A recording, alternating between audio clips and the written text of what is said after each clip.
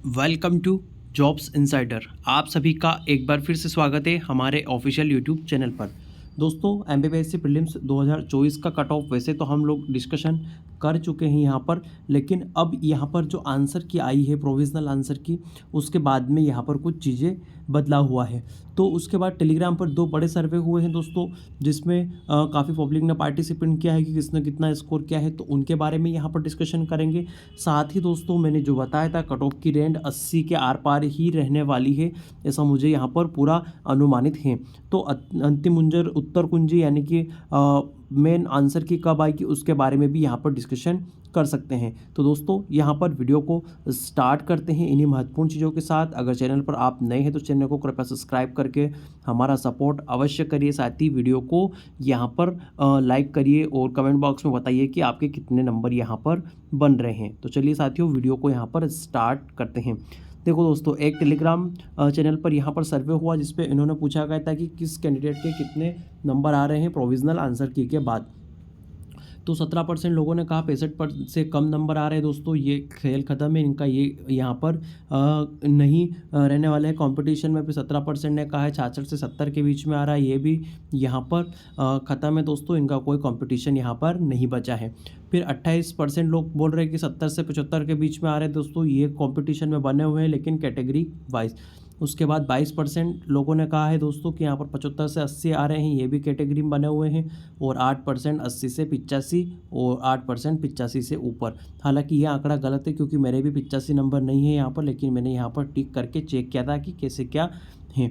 तो दोस्तों, इस तरह से चीज़ें यहाँ पर हुई है। यह सर्वे कुल 11,609 कैंडिडेट ने यहाँ पर वोट किया था। दोस्तों, आप देख सकते हैं यहाँ पर 11,609 लोगों ने यहाँ पर वोट किया था। तो यहाँ पर इतने लोगों की राय लेने के बाद यह पोल बना है दोस्तों। इसमें से मान लीजिए 1,000 लोगों ने फर्जी वोट किया है, लेकिन 10,000 लोग तो यहाँ पर एकदम सही जवाब दिए हैं, जिसका पोल का डाटा यहाँ पर आपके सामने है। तो दोस्तों, एक और पोल का आंकड़ा यहाँ पर देख लेते हैं, जिसमें यहाँ पर कुल 3,500 लगभग लोगों ने पार्टिसिपेंट किया था, 3,327 लोगों ने, जिसमें पूछा गया था कि 81 से ज़्यादा प्रश्न सही है, वो 16% लोग थे। दोस्तों, यही कंपटीशन में है वास्तव में। और 6% लोग 80 के से ऊपर थे, 4% लोग 79 से थे, 7% लोग 78, 8% 77, 8% 76, 12% 75 और 39% 74 क्वेश्चन थे।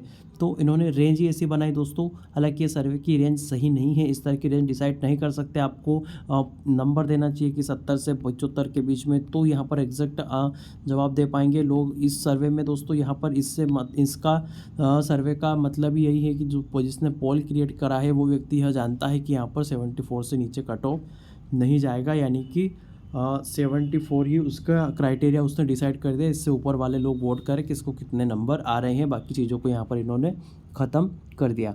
तो दोस्तों, कई महत्वपूर्ण चीज़ें यहाँ पर हुई सर्वे में। यहाँ पर अलग अलग कट ऑफ के नंबर बताए गए, आंसर की यहाँ पर जारी कर दी गई। आयोग ने पहले जो आंसर की जारी की उसमें कुछ गलत सलत चीज़ें हुई, उसको हटाया गया।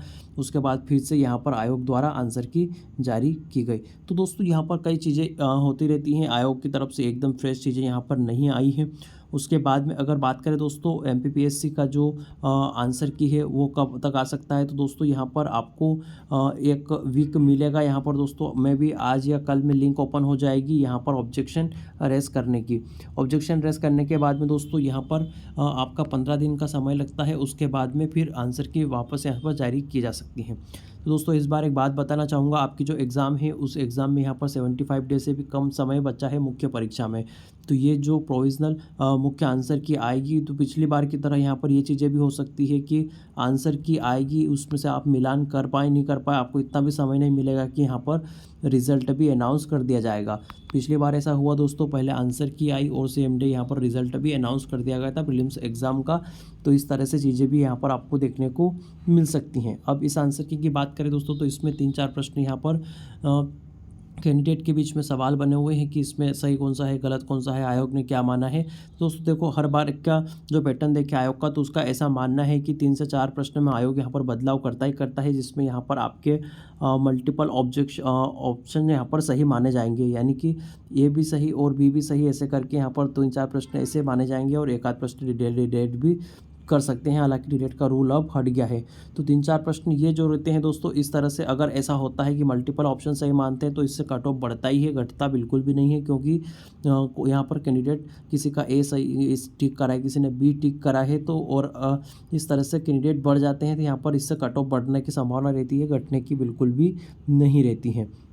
अब एक नज़र डाल लेते हैं कट ऑफ पर कि क्या संभावित कट ऑफ रह सकती है दोस्तों। पहले 2023 का कट ऑफ यहाँ पर एक बार देख लेते हैं।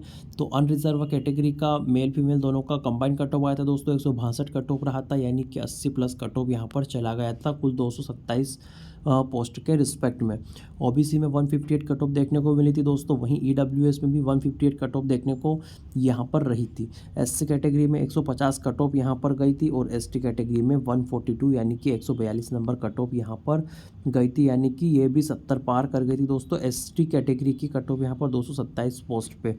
तो अब इस बार का माजरा कुछ अलग है दोस्तों। इस बार यहाँ पर ये ज़रूर चीज़ें हुई है कि पेपर का लेवल थोड़ा डिफ़िकल्ट हुआ है, पोस्ट सिर्फ 110 रह गई है यहाँ पर, और यहाँ पर कट ऑफ थोड़ा सा और हाई जा सकता है, क्योंकि दोस्तों वहाँ पर जैसे ही दूसरी चीज़ यहाँ पर ये है कि पेपर का लेवल थोड़ा डिफ़िकल्ट था, थोड़ा हार्ड लेवल का पेपर था पिछले वर्ष के मुकाबले, लेकिन यहाँ पर पोस्ट भी आधी हो गई है, तो इसमें यहाँ पर इन चीज़ों को एडजस्ट कर सकते हैं। तो कट ऑफ यहाँ पर पिछले वाला ही रिवाइज हो सकता है, वापस वही सेम कट ऑफ यहाँ पर आ सकता है, उससे थोड़ा सा बढ़ भी सकता है, क्योंकि पोस्ट अभी भी यहाँ पर 110 हैं।